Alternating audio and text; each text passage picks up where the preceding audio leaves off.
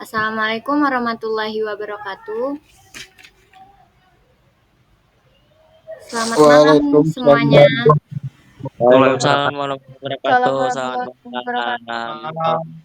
Pada kesempatan kali ini, kami kelompok 8 dari kelas 24A ingin menampilkan hasil presentasi kami tentang sistem pencernaan. Sebelumnya, izinkan kami memperkenalkan diri terlebih dahulu, dimulai dari saya. Perkenalkan, nama saya Mutia Sabrina Kholili, dengan NPM 2413021029 sebagai moderator dan pemateri.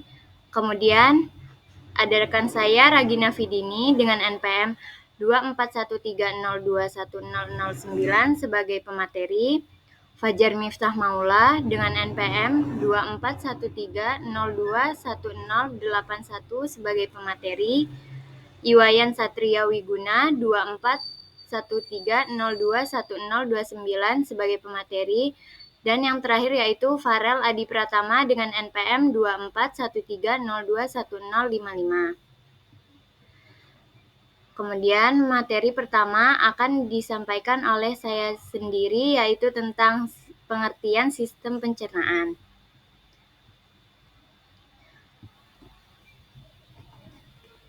Teman-teman pastinya udah tahu kan sistem pencernaan itu apa? Sistem pencernaan manusia itu adalah sistem organ yang bertanggung jawab untuk mencerna makanan, menyerap nutrisi, dan membuang sisa-sisa makanan yang tidak dapat dicerna. Sistem ini terdiri dari saluran pencernaan dan organ-organ tambahan yang bekerja sama untuk mengelola makanan menjadi nutrisi yang dapat digunakan oleh tubuh. Kemudian, di sistem pencernaan ini terdapat komponen utama. Yang pertama yaitu ada mulut, kerongkongan atau esofagus, lambung, usus halus, usus besar, hati, kantong empedu, pankreas, serta rektum dan anus. Kemudian materi selanjutnya akan disampaikan oleh rekan saya Ragina.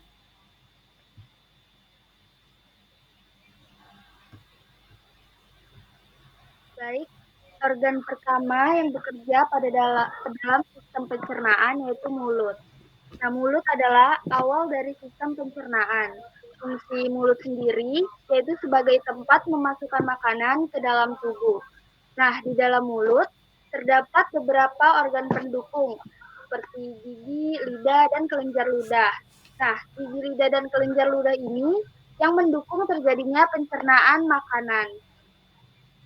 Jadi fungsi gigi itu mengunyah makanan menjadi potongan kecil, fungsi lidah membantu mengaduk makanan dan membentuk bolus atau gumpalan makanan untuk ditelan, serta lidah juga dapat digunakan untuk mengecap rasa. Terus fungsi kelenjar ludah yaitu menghasilkan air liur yang mengandung enzim amilase. Nah, enzim amilase ini berfungsi mengubah zat tepung atau amilum menjadi glukosa. Berikut akan ditampilkan video pencernaan yang terjadi di mulut. Jadi awalnya itu makanan masuk ke dalam mulut dan dirobek-robek oleh gigi menjadi potongan-potongan kecil.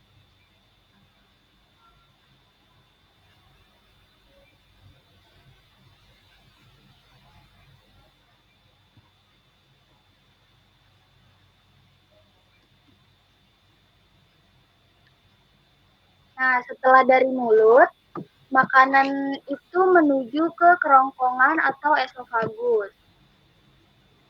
Esofagus itu saluran yang menghubungkan mulut dengan lambung. Nah, di esofagus ini terdapat gerakan peristaltik yang bertujuan untuk mendorong makanan. Next mode. Nah, berikut adalah video gerakan peristaltik. Jadi gerakan peristaltik itu gerakan yang meremas yang dilakukan oleh dinding kerongkongan, seperti pada video.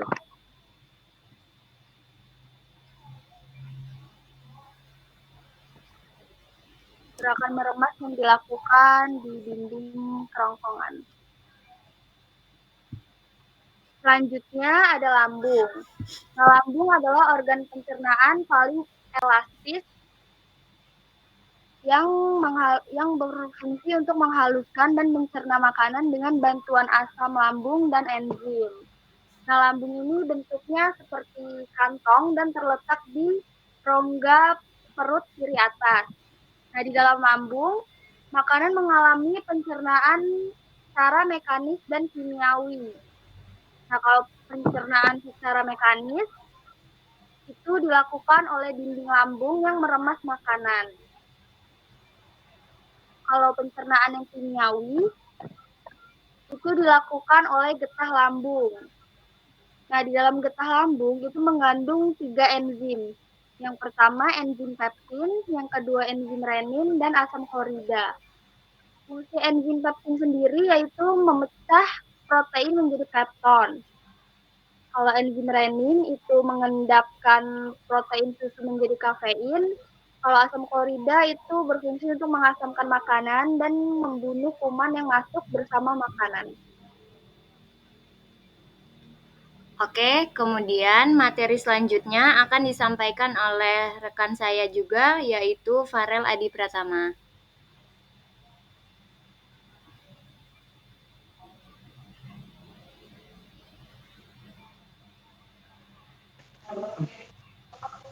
Baik, saya lanjutkan, itu tentang usus halus.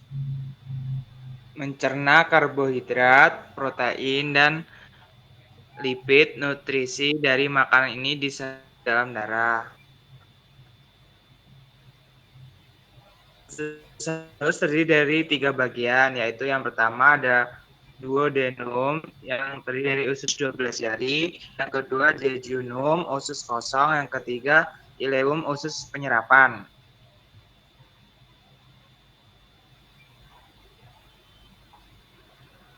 Kemudian terdapat juga usus besar, yaitu berfungsi menyerap cairan, vitamin, dan mineral dari sisa-sisa makanan yang telah diserap oleh usus halus, yaitu bakteri Escherichia coli atau E. coli, membantu proses pembusukan sisa makanan.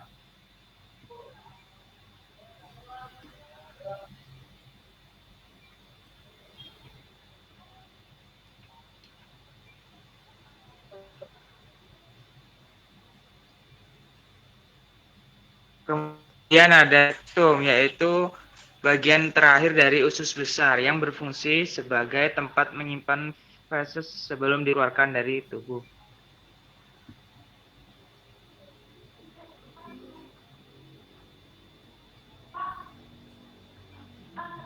Kemudian ada anus.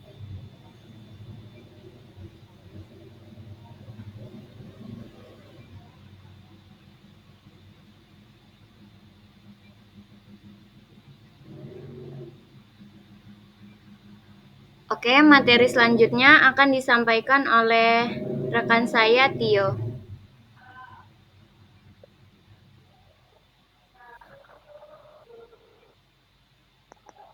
Baik, saya di sini akan menjelaskan tentang organ-organ tambahan yang ada di sistem pencernaan.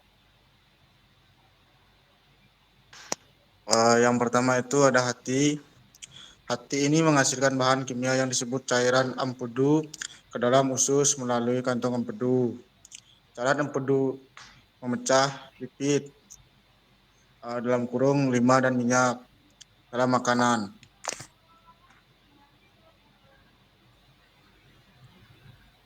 Kantong empedu menyimpan dan mengeluarkan empedu ke dalam duodenum untuk membantu pencernaan lemak.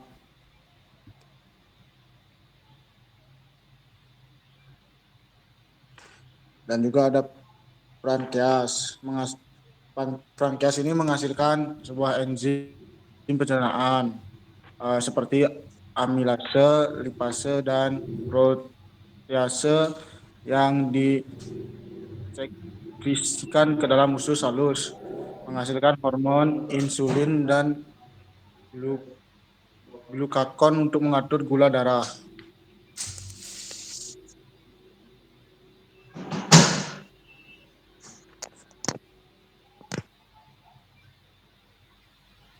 gangguan sistem pencernaan.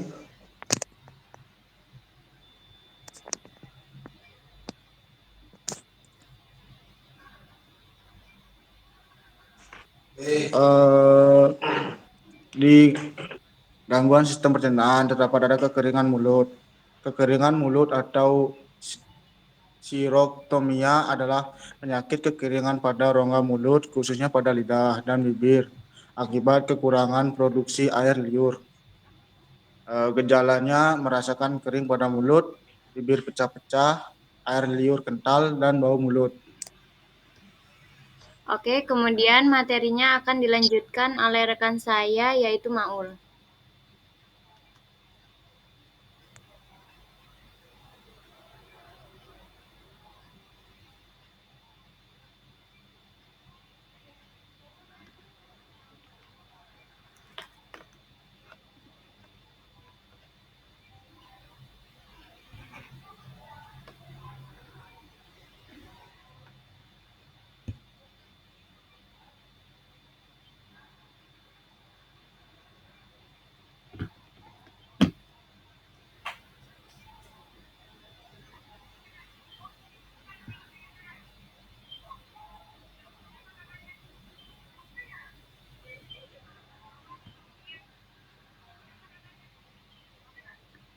Oke, karena Maul ada kendala jaringan, maka akan dilanjutkan oleh saya sendiri.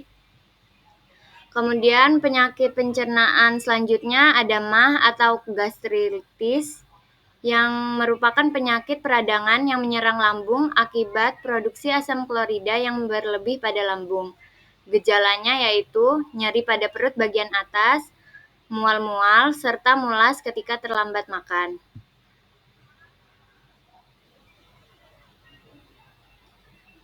Gangguan pencernaan selanjutnya yaitu ada radang usus buntu.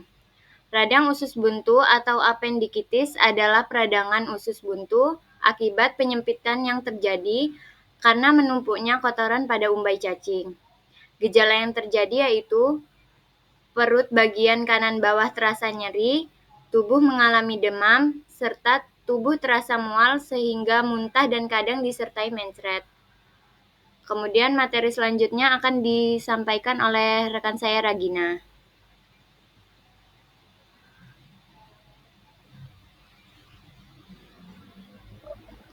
Penyakit pada sistem pencernaan yang selanjutnya itu ada tukak lambung. Tukak lambung atau ulkus adalah luka pada lapisan dalam lambung akibat gastritis yang semakin parah. Gejalanya yaitu ada nyeri di ulu hati, sering bersendawa, mual hingga muntah, tidak memiliki nafsu makan, serta sulit menarik nafas.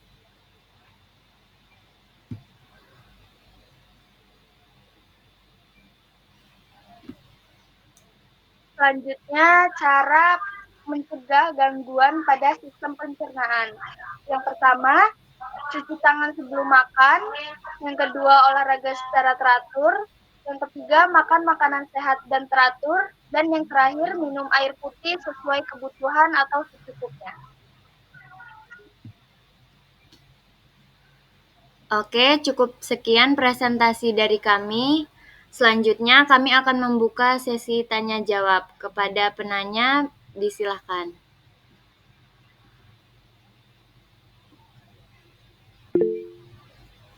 Silakan kepada Zafira Salma.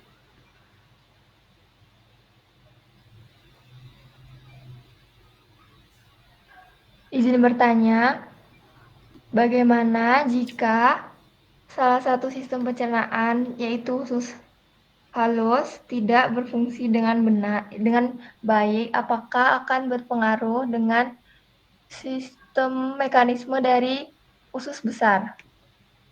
Oke, Zafira, kita tampung dulu ya pertanyaannya. Baik. Selanjutnya, Sakina, silahkan ajukan pertanyaan. Sebelumnya izin memperkenalkan diri, nama saya Sakina Zaskia Salsabila dengan NPM 2413021013. Saya ingin bertanya, apa itu usus buntu dan organ apa yang diserang oleh penyakit usus buntu? Dan apa sih penyebab usus buntu itu sendiri? Terima kasih. Oke, Sakinah. Teman-teman semua, izinkan kami untuk mendiskusikan jawabannya terlebih dahulu.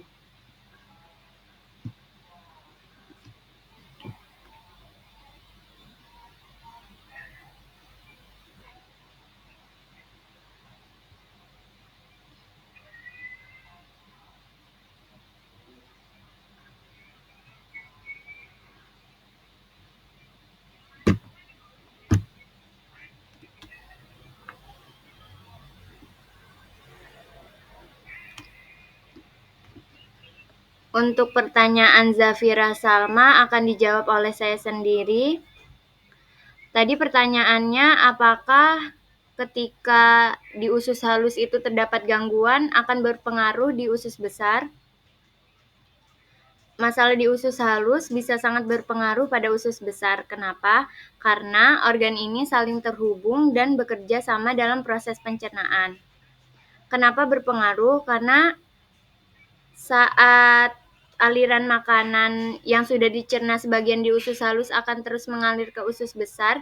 Jika ada gangguan di usus halus, maka terdapat penyumbatan atau peradangan yang menyebabkan terhambatnya saluran usus halus dan menyebabkan masalah di usus besar seperti sembelit.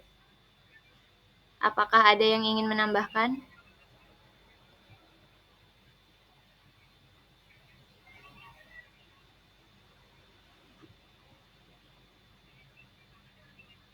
Apakah cukup, Zafira? Siap, cukup. Terima kasih. Oke, sama-sama. Kemudian pertanyaan Sakinah akan dijawab oleh Ragina. Kepada Ragina disilahkan. Baik, izin menjawab pertanyaan dari Sakinah Zaskia Salsabila. Jadi pertanyaannya Sakinah tadi itu kan, apa itu usus buntu, terus organ apa yang diserang, dan penyebab usus buntu. Jadi usus buntu itu kondisi ketika appendix atau sebuah kantung yang merupakan bagian dari usus.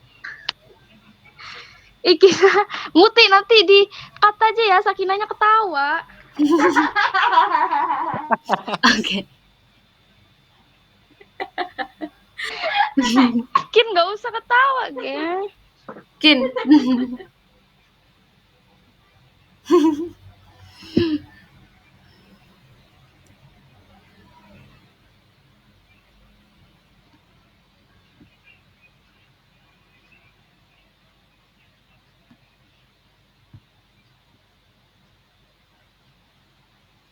Baik, saya akan menjawab pertanyaan dari Sakinah Zaskia Salsabila. Pertanyaannya Sakinah tadi itu kan, apa itu usus buntu, organ apa yang diserang, dan penyebab usus buntu. Jadi, untuk apa itu usus buntu? Jadi usus buntu itu kondisi ketika appendix atau sebuah kantung yang merupakan bagian dari usus besar yang terletak di sisi kanan bawah perut mengalami peradangan.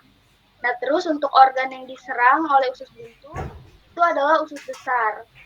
Terus untuk penyebab usus buntu itu disebabkan oleh beberapa faktor, seperti infeksi cacing atau parasit, usus tersumbat oleh feses, cedera di bagian perut, dan pembesaran kelenjar getah bening di dinding saluran cerna. Sakinah, ada yang mau nambahin?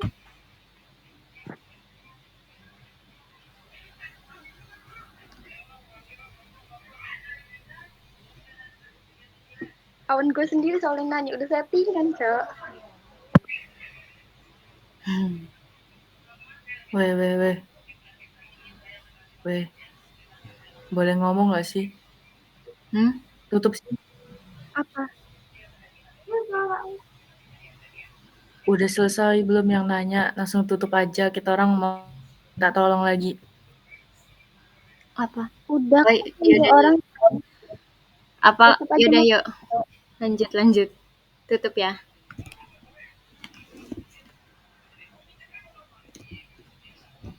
Apakah sudah cukup, Sakinah? Cukup, Kak Muti. Oke, selanjutnya, baiklah kami akan menutup presentasi sistem pencernaan kelompok 8 kali ini. Apabila terdapat kesalahan, mohon izin maafkan kami. Aduh, sabar. Aduh, Pak, mau. Boleh semaafkan itu. Sabar ulang. Sipar. Sabar. Oke, baiklah. Karena dilihat sudah selesai, maka izinkan kami untuk menutup presentasi sistem pencernaan kami pada kali ini. Apabila ada kesalahan, mohon maafkan kami. Sekian dari kami. Wassalamualaikum warahmatullahi wabarakatuh. Waalaikumsalam warahmatullahi wabarakatuh. Guys, jangan keluar dulu. Kita orang mau minta tolong. Boleh nggak?